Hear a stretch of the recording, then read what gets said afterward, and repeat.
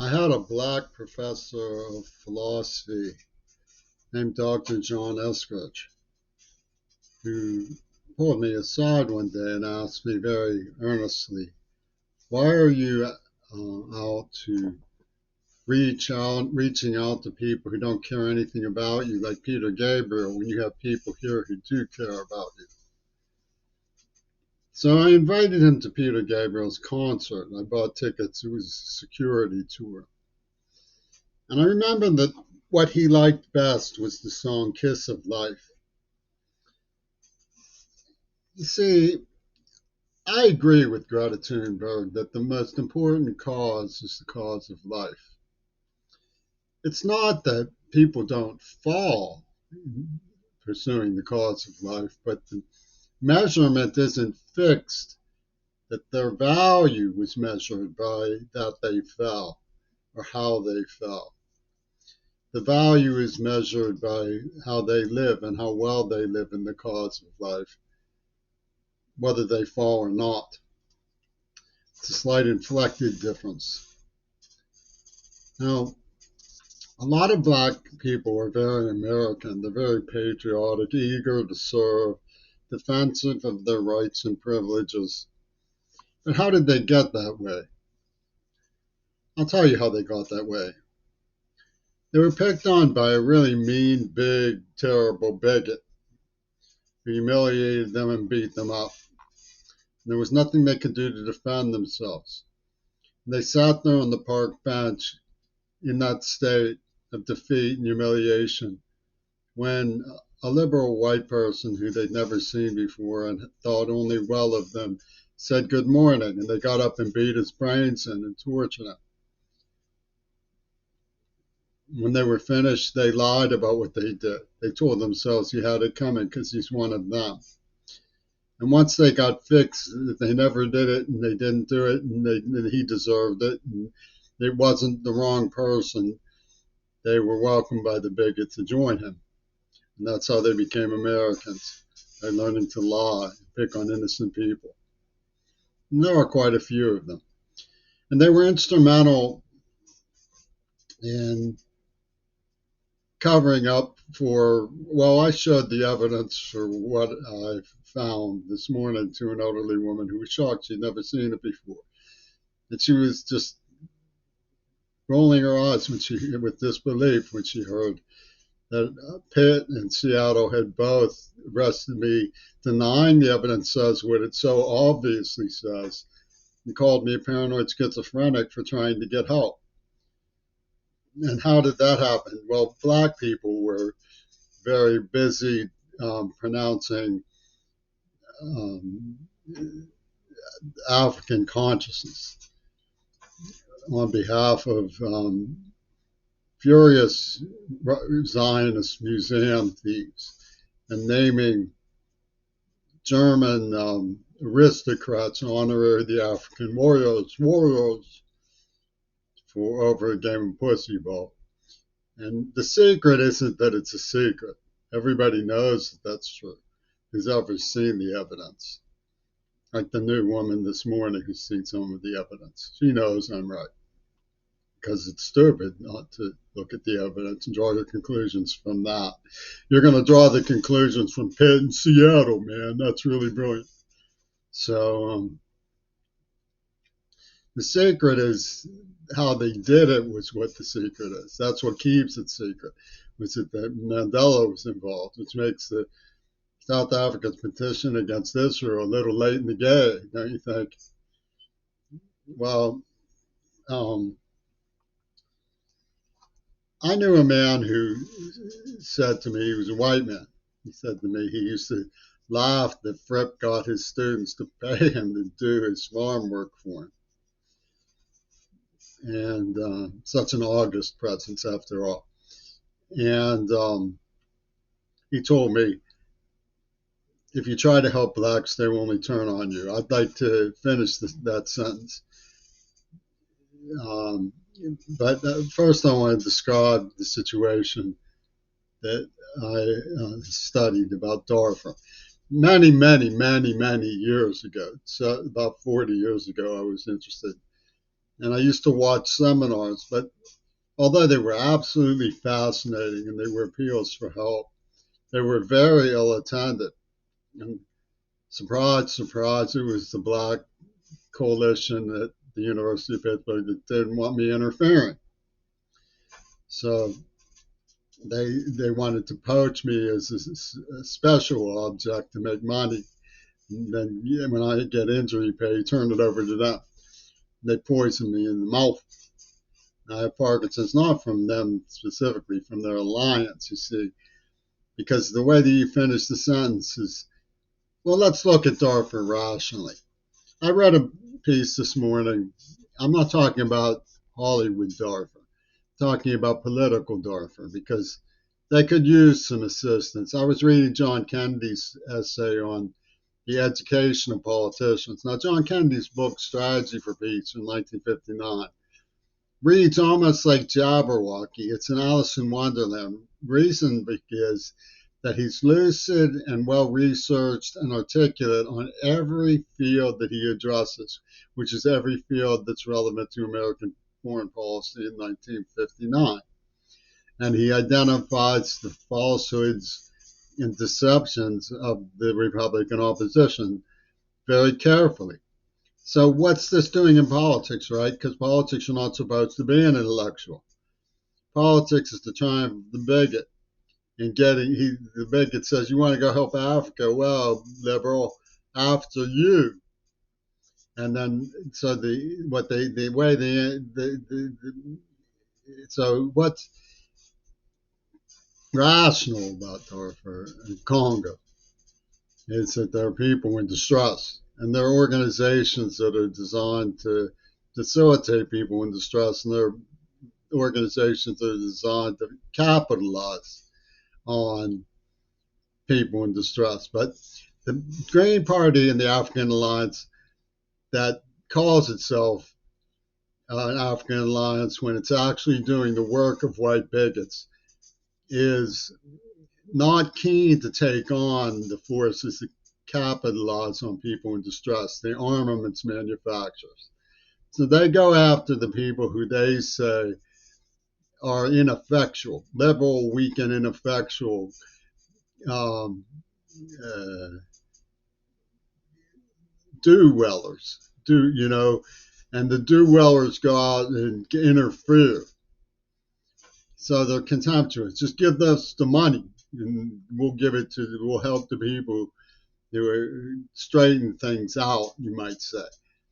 So when you look at the body politic, there are a lot of people who they're not angels, they're not capable, but they're looking for better leadership. Okay, so you have a choice on some levels between negligence and responsibility. The problem with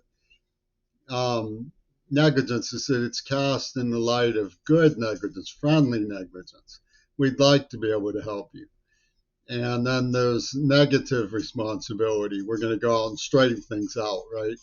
So you'd almost rather have this benign, benevolent negligence than the negative responsibility of being straightened out by the people who capitalize on those who are suffering. And somehow you have to turn it around so that you have benevolent responsibility that's accepted. I mean, a lot of people don't want any benevolent responsibility because they've seen it as two-faced and backstabbing. But ideally, you would have benevolent responsibility that was accepted. And negligence would be put into a somewhat malign light. And the notion that the negligence is inherent in the species of do-wellers is one of the things that makes people say, I'm not going to take responsibility for that because, as the bigots say, if you try to help black people, they will only turn on you. Now, who beat the hell out of me was Michael Reagan, but who poisoned me in the mouth was the black loyalists of at least the white people were behind the actual mouth poison. They were both black and white people, but they were actually the people who go along with white bigots. So black people only turn on you, finish the sentence. If you try to help black people, they will only turn on you because the white bigot will tell them and pay them to turn on you. See how it works? So with they they foreclosed on my interest in helping them. But I can try to teach them what's going on so they do a better job of enlisting people. Because right now it's just a horrible backstab. They have these gurus of meditate. The white bigot is a mystic. The white bigot mystic has uh, sex trafficking syndicates so he can dole out ladle to the good kind. And like Obama poached with me with Maduri Goto, the sacred, the African warrior of Tojo, LAPD, for Reagan, for Hitler Reagan, who was the honorary, the black man in the mystical framework of Ringo Starr. So the Guru of Menete uh, a Zionist or a Jewish wife, probably named Gail, and he teaches the readily to receive black spinner beanie. And he untos a forth for them that when they see white people looking away, it's a whole sociological framework of organized bigotry that's subconscious. And they go, wow, that's what I always suspected. That's what I always suspected. Another one was Frank Herbert. He was a bigot Mysterian of the white world, and undoing thusly for the well receiving spinner beanies. When time came to neglect the script that shows that AIDS was man-made, Frank Herbert put out the White Plague. Aha! So, and he had this thing called Soul Catcher, which was about a black man who sacrificed a white, whose name is what? Cat Suck. Okay, so Cat Suck goes out to sacrifice the white, and this is the unto witch doctor of the white bigot to the black spinner beanies like Cornel West, who graciously hear it with their deaf horns. Oh, that's what I always thought would be best. So, and then now there's this thing, this grace race. Everybody's in a grace race to do well by the magic computer of TikTok that home invades you, right?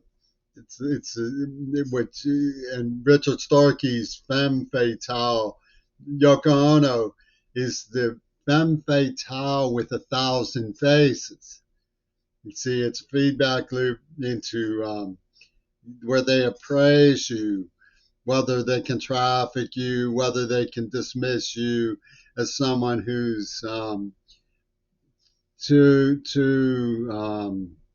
easily seduced, depict you maliciously as a sexual